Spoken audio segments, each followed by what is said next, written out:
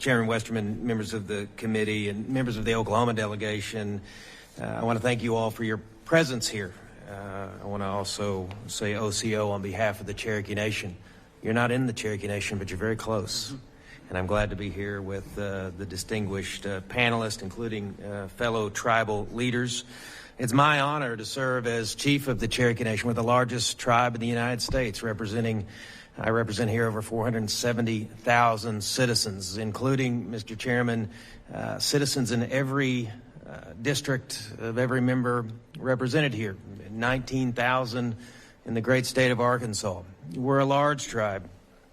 We do, I think, a great deal of good. And a lot of what we do, a lot of what we built on over the last 50 years has been a direct result of ISDEA.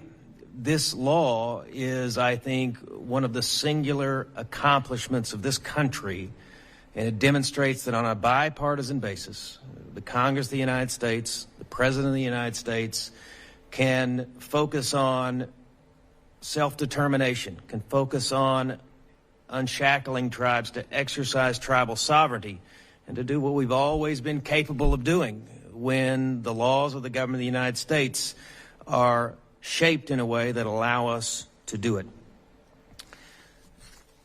We are, in Cherokee Nation, the economic engine of Northeast Oklahoma. We have a 7,000 square mile reservation in Northeast Oklahoma. We just did an economic impact study that shows we have an annual impact of $3.1 billion. This, of course, has this rippling effect across the region. It creates a great deal of employment. It spurs entrepreneurship. And I'm not only talking about our citizens, although that's my primary care and concern. It is all of the individuals who live across the communities in our reservation.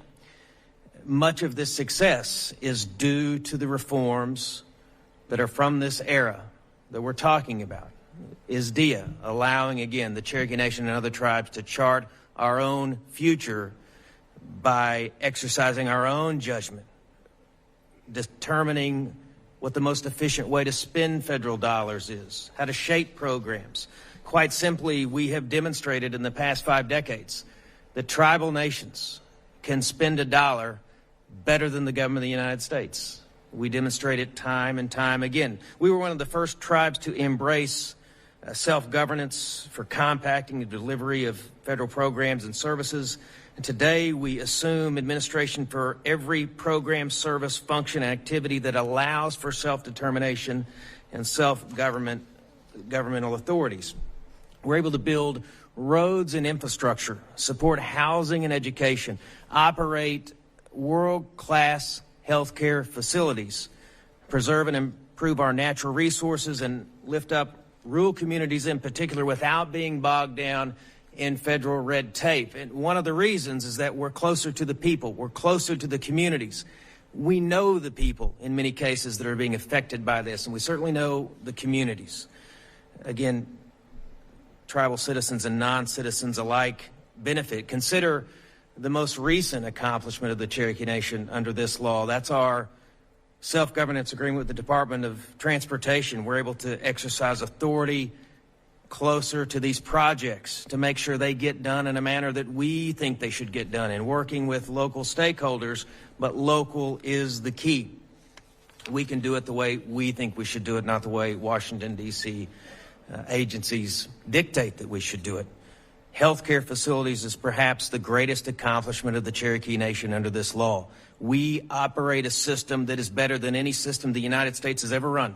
We see 2 million patient visits a year, and we are the healthcare system of choice for our citizens. We're leading the way.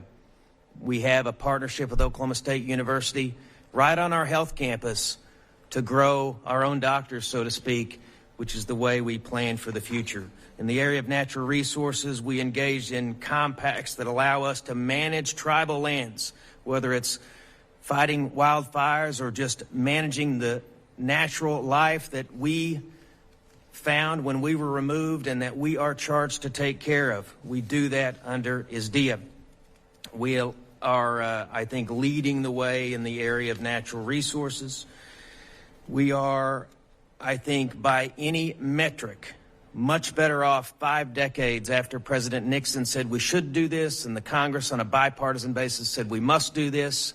We have demonstrated that tribes spend dollars wisely. We administer programs better. The continuation and strengthening of this program is what the Congress should do. Your presence here demonstrates your commitment to doing this. And I have to say that the secretaries of the agencies that we've dealt with under the Trump administration, the Secretary of HHS, Secretary of the Department of Interior, have also demonstrated an embrace of this law, and that's critical. Thank you, Mr. Chairman.